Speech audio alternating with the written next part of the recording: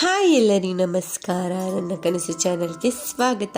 ಇವತ್ತು ನಾನೊಂದು ಸಿಂಪಲ್ ಆಗಿ ರುಚಿಯಾಗಿರುವಂಥ ಸೈಡ್ ಡಿಶ್ ಬೀಟ್ರೂಟ್ ಪಲ್ಯನ ಮಾಡ್ತಿದ್ದೀನಿ. ಬನ್ನಿ ಫ್ರೆಂಡ್ಸ್, ಹೇಗೆ ಮಾಡೋದು ಅಂತೇಳಿ ನೋಡೋಣ. ಅದಕ್ಕಿಂತ ಮುಂಚೆ ಯಾರೆಲ್ಲ ನನ್ನ ಚಾನಲ್ ಸಬ್ಸ್ಕ್ರೈಬ್ ಮಾಡಿದೆ ನೋಡ್ತಿದ್ರೆ ಪ್ಲೀಸ್ ಸಬ್ಸ್ಕ್ರೈಬ್ ಮಾಡ್ಕೊಳ್ಳಿ. ಸಬ್ಸ್ಕ್ರೈಬ್ ಮಾಡೋದು ಮಾತ್ರ ಮರಿಬೇಡಿ. ಫಸ್ಟ್ ನಾನಿಲ್ಲೊಂದು ಪ್ಯಾನಿಗೆ 2-3 ಟೇಬಲ್ ಸ್ಪೂನ್ ಆಗೋಷ್ಟು ಆಯಿಲ್ ಹಾಕೊಳ್ತಾ ಇದ್ದೀನಿ. ಆಯಿಲ್ ಬಿಸಿ ಆದಂಗೆ ಇದಕ್ಕೆ ಅರ್ಧ ಸ್ಪೂನ್ ಆಗುವಷ್ಟು ಸಾಸಿವೆ, ಅರ್ಧ ಸ್ಪೂನ್ ಆಗುವಷ್ಟು ಜೀರಿಗೆ ಹಾಕೊಳ್ಳೋಣ. ಹಾಗೆ ಇದಕ್ಕೆ 1 ಸ್ಪೂನ್ ಆಗುವಷ್ಟು ಕಡಲೆಬೇಳೆ, ಹಾಗೆ 4-5 ಎಸಳು ಬೆಳ್ಳುಳ್ಳಿ ಜಜ್ಕೊಂಡು ಹಾಕೊಳ್ತಾ ಇದ್ದೀನಿ. 1-2 ಒಣಮೆಣಸಿನ್ಕಾಯಿ, ಸ್ವಲ್ಪ ಕರಿಬೇವು ಹಾಕ್ಕೊಂಡು ಈಗ ಇದನ್ನೆಲ್ಲ ಒಮ್ಮೆ ಚೆನ್ನಾಗಿ ಫ್ರೈ ಮಾಡ್ಕೊಳ್ಬೇಕು. ಇದು ಫ್ರೈ ಆದಂಗೆ ಇದಕ್ಕೆ ಒಂದು ಸಣ್ಣ ಸೈಜ್ ಟೊಮೆಟೊ, ಹಾಗೆ ಒಂದು ಮೀಡಿಯಂ ಸೈಜ್ ಈರುಳ್ಳಿ, 1 ಹಸಿಮೆಣಸಿನ್ಕಾಯಿನ ಈ ಥರ ಕಟ್ ಮಾಡ್ಕೊಂಡು ಹಾಕೊಳ್ಳೋಣ. ಈಗ ಈ ಟೊಮೆಟೊ ಈರುಳ್ಳಿ ಏನಿದೆ ನೋಡಿ, ಅದೆಲ್ಲನೂ ಚೆನ್ನಾಗಿ ಫ್ರೈ ಆಗಬೇಕು, ಅಂದರೆ ಸ್ವಲ್ಪ ಸಾಫ್ಟ್ ಆಗಬೇಕು. ಅಲ್ಲಿ ತನಕ ನಾವು ಇದನ್ನು ಈ ಥರನೇ ಕೈ ಆಡಿಸ್ಕೊಂಡಿದ್ದೀನಿ. ಇದಕ್ಕೆ ಈಗ ಉಪ್ಪೇನು ಆ್ಯಡ್ ಮಾಡ್ಕೊಳ್ಳೋದು ಬೇಡ.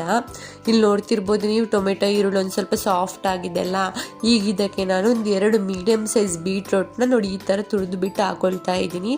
ಹಾಗೆ ಇದಕ್ಕೆ ರುಚಿಗೆ ತಕ್ಕಷ್ಟು ಉಪ್ಪು, ಹಾಗೆ ಇದಕ್ಕೆ 1 ಸ್ಪೂನ್ ಆಗುವಷ್ಟು ಸಕ್ಕರೆ ಹಾಕೊಳ್ಳೋಣ. ಈ ಸಕ್ಕರೆ ಹಾಕೋದ್ರಿಂದ ಟೇಸ್ಟ್ ಅಂತ ತುಂಬಾ ಚೆನ್ನಾಗಿರುತ್ತೆ, ಫ್ಲೇವರ್ ಸ್ವಲ್ಪ ಡಿಫ್ರೆಂಟ್ ಆಗಿರುತ್ತೆ ಬೀಟ್ರೂಟಿದ್ದು, ಅದಕ್ಕೋಸ್ಕರ. ಈಗ ಇದನ್ನು ಸ್ವಲ್ಪ ಚೆನ್ನಾಗಿ ಮಿಕ್ಸ್ ಮಾಡಿಕೊಂಡು ಇದನ್ನು ಈಗ ಕಡಿಮೆ ಅಂದ್ರೂ ಒಂದು 5 ನಿಮಿಷಗಳ ಕಾಲ ಮುಚ್ಚಿಬಿಟ್ಟು ಬೇಯಕ್ಕೆ ಬಿಡಬೇಕು. ಇದು ಬೀಟ್ರೂಟ್ ಏನಿದೆ ನೋಡಿ, ಅದೊಂದು 50% ತನಕ ಬೇಯೋ ತನಕ, ಅರ್ಧ ಬೇಯೋ ತನಕ ನಾನು ಇದನ್ನು ಒಂದು ಮುಚ್ಚಿಬಿಟ್ಟು ಒಂದು 5 ನಿಮಿಷಗಳ ಕಾಲ ಬಿಡ್ತಾ ಇದ್ದೀನಿ. ಇಲ್ಲಿ ನೋಡ್ತಿರ್ಬೋದು, ಈಗ ಒಂದು 5 ನಿಮಿಷ ಆಗಿದೆ. ಬೀಟ್ರೂಟನ್ನು ಒಂದು ಅರ್ಧ ಬೆಂದಿದೆ ಅಲ್ಲ. ಈಗ ನಾನು ಇದಕ್ಕೆ ಮಸಾಲ ಐಟಮ್ನೆಲ್ಲ ಆ್ಯಡ್ ಮಾಡ್ಕೊಳ್ಳೋಣ.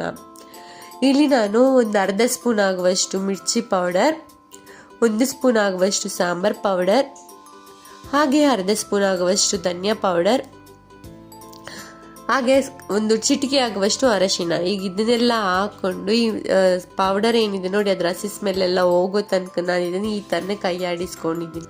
ಗ್ಯಾಸ್ನ ಮೀಡಿಯಂ ಫ್ಲೇಮಲ್ಲಿ ಇಟ್ಕೊಂಡು ಒಂದು ಕಡಿಮೆ ಅಂದರೆ 1 ನಿಮಿಷ ಈ ಥರನೇ ಕೈ ಆಡಿಸ್ಕೊಂಡಿರೋಣ. ಇಲ್ಲಿ ನೋಡ್ತಿರ್ಬೋದು, ಈಗ ಚೆನ್ನಾಗಿ ಫ್ರೈ ಆಗಿದೆ. ಈಗ ಬೀಟ್ರೂಟ್ ಪಲ್ಯನ ಆಲ್ಮೋಸ್ಟ್ ರೆಡಿ ಆಗಿದೆ. ಈಗ ಲಾಸ್ಟಲ್ಲಿ ನಾನು ಇದಕ್ಕೆ ಒಂದು ಅರ್ಧ ಕಪ್ ಆಗುವಷ್ಟು ತೆಂಗಿನಕಾಯಿ, ಹಾಗೆ ಒಂದು ಸ್ವಲ್ಪ ಕೊತ್ತಂಬರಿ ಸೊಪ್ಪು ಹಾಕ್ಕೊಳ್ತಾ ಇದ್ದೀನಿ. ಇದನ್ನೆಲ್ಲ ಹಾಕೊಂಡು ಒಮ್ಮೆ ಚೆನ್ನಾಗಿ ಮಿಕ್ಸ್ ಮಾಡಿಕೊಂಡ್ರೆ ನಮ್ಮ ರುಚಿಯಾಗಿರುವಂಥ ಒಂದು ಸಿಂಪಲ್ ಆಗಿ ಬೀಟ್ರೂಟ್ ಪಲ್ಯ ರೆಸಿಪಿ ರೆಡಿ ಆಗಿರುತ್ತೆ. ತುಂಬಾ ಈಸಿಯಾಗಿ ಟೇಸ್ಟಿಯಾಗಿರುವಂಥ ಒಂದು ಬೀಟ್ರೂಟ್ ಪಲ್ಯ. ಇದು ನಮ್ಮ ರೈಸ್ ಜೊತೆಗೆ ಸೈಡ್ ಡಿಶ್ ಆಗಿನೂ ತುಂಬ ಚೆನ್ನಾಗಿರುತ್ತೆ, ಚಪಾತಿ ಜೊತೆನೂ ತುಂಬ ಕಾಂಬಿನೇಷನ್ ತುಂಬಾ ಚೆನ್ನಾಗಿರುತ್ತೆ. ನೋಡಿದ್ರಲ್ಲ ಫ್ರೆಂಡ್ಸ್, ತುಂಬಾ ಈಸಿಯಾಗಿ ಸಿಂಪಲ್ ಆಗಿ ಮಾಡುವಂಥ ಒಂದು ಬೀಟ್ರೂಟ್ ಪಲ್ಯ ರೆಸಿಪಿನ. ನನ್ನ ಈ ವಿಡಿಯೋ ಇಷ್ಟ ಆದರೆ ಪ್ಲೀಸ್ ಲೈಕ್ ಮಾಡಿ, ಶೇರ್ ಮಾಡಿ, ಕಮೆಂಟ್ ಮಾಡಿ, ಹಾಗೆ ಸಬ್ಸ್ಕ್ರೈಬ್ ಮಾಡೋದು ಮಾತ್ರ ಮರಿಬೇಡಿ. ಇನ್ನೊಂದು ಹೊಸ ರೆಸಿಪಿಯೊಂದಿಗೆ ಮತ್ತೆ ಸಿಗೋಣ. ನನ್ನ ವಿಡಿಯೋ ನೋಡಿದ್ದಕ್ಕಾಗಿ ಧನ್ಯವಾದಗಳು.